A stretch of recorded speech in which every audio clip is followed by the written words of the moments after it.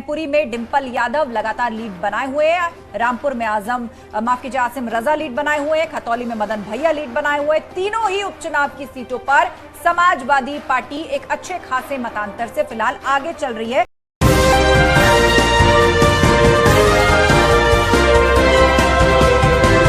आदाब, नमस्कार, अस्सलाम वालेकुम नाज़रीन। पल पल न्यूज के न्यूज रूम से मैं हूं आपके साथ नदीम अकरम। गुजरात, हिमाचल में बेशक से गोदी मीडिया ये जगह जगह दिखाने की कोशिश कर रहा हो कि साहब मोदी जी की लहर चल रही है, भारतीय जनता पार्टी की ऐसी लहर है कि तमाम लोगों के परकच्छे उड़ चुके हैं।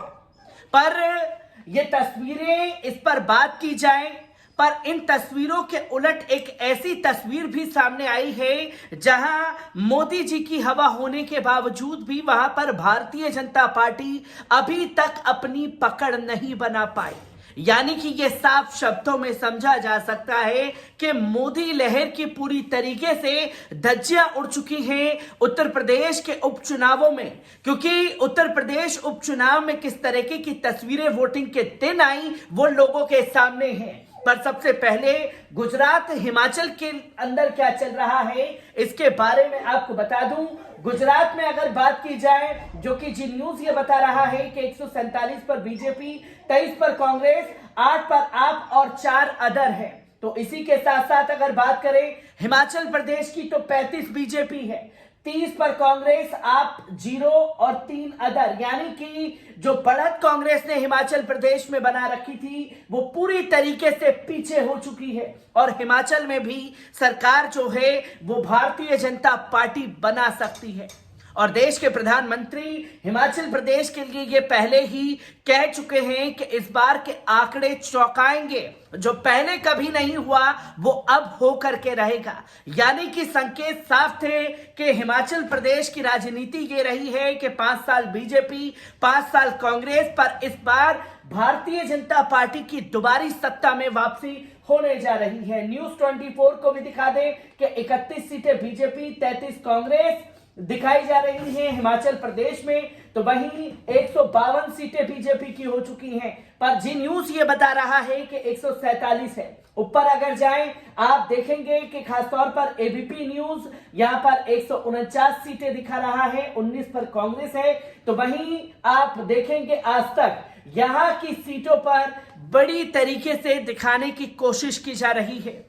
पर इन तस्वीरों के बीच में उत्तर प्रदेश के चुनाव को नजरअंदाज किया जा रहा है, जहां भारतीय जनता पार्टी जीत रही है उसके बारे में दम लगा करके बताने की कोशिश की जा रही है। पर भारतीय जनता पार्टी मैनपुरी उपचुनाव में डिंपल यादव के सामने कहीं टिकती हुई नजर नहीं आई। वह समाजवादी पार्टी की ऐसी हवा चली है कि 45,000 वोटों से डिंपल यादव आगे चल रही हैं। और वहीं अगर बात की जाए रामपुर के चुनाव की तो आपको बता दें कि वहां पर भी तमाम तरीके की तस्वीरें लोगों के सामने हैं, जहां खासतौर पर आजम खान का गढ़ रामपुर माना जाता है। और रामपुर में किस तरीके से तमाम चीजें की गई वो लोगों के सामने हैं। चौथे राउंड की वोटिंग जो है वो समाप्त हो चुकी है। आसिम रजा को वहां से तकरीबन 10,000 के आसपास वोट मिल चुके हैं। तो भारतीय जनता पार्टी चौथे राउंड में सिर्फ 4,000 वोट ही हासिल कर पाई है।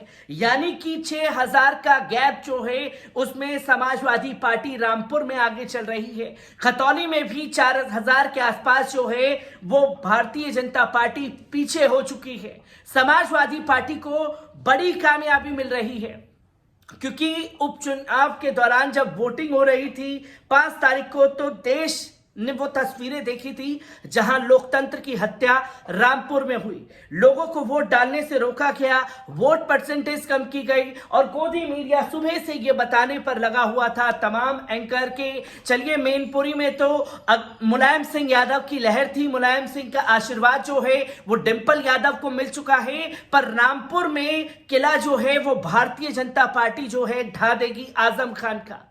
यानी कि सारा फोकस और सारी खुन्नस आजम खान के ऊपर गोदी मीडिया और भारतीय जनता पार्टी की निकली।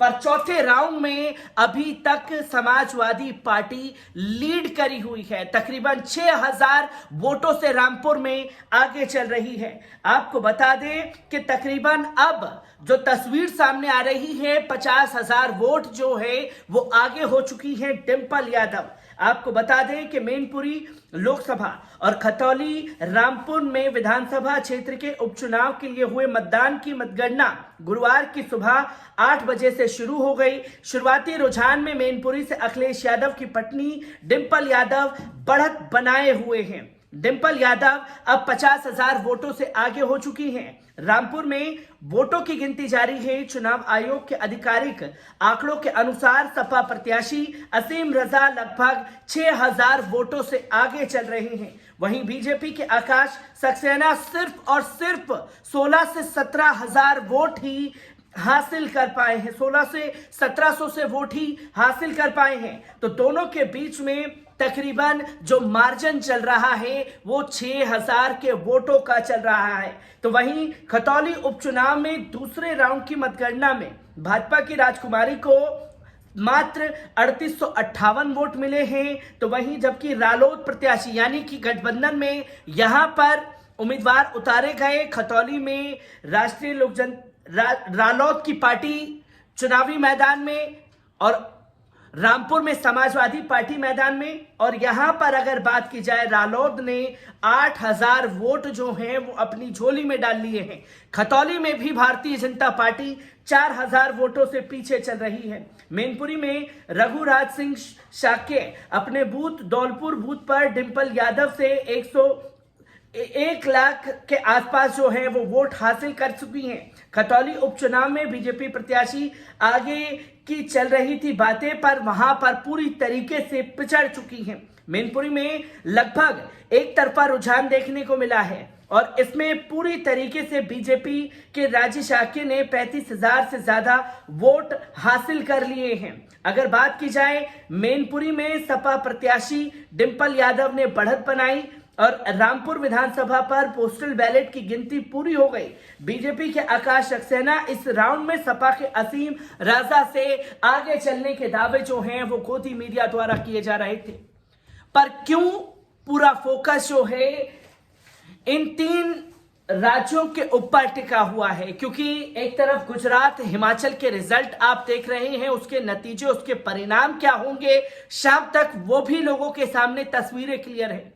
पर इन 3 सीटों पर देश की नजरें बनी हुई हैं। रामपुर में आजम खान की सीट पर क्या होगा?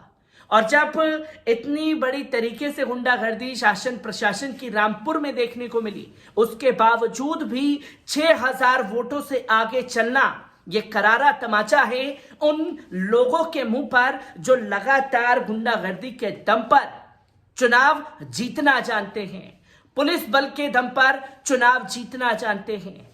तमाम तस्वीरें सामने थी पर चुनाव आयोग खामोश रहा और इन 3 सीटों पर जो है समाजवादी पार्टी ने अपना झंडा गाड़ दिया है।